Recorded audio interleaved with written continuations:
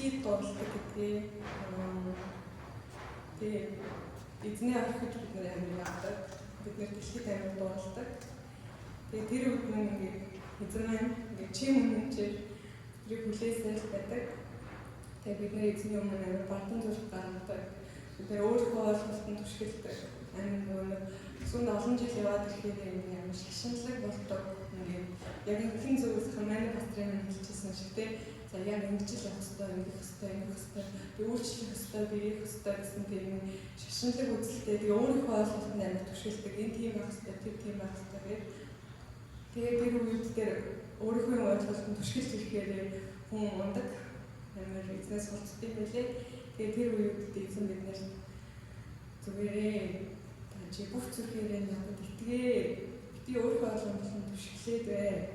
Тэгээ намайг мэдхэд чи өөрийгөө зохицуул өдөр урд байгаа тэр зам хагууч чинь би шулуун болно гэж байна.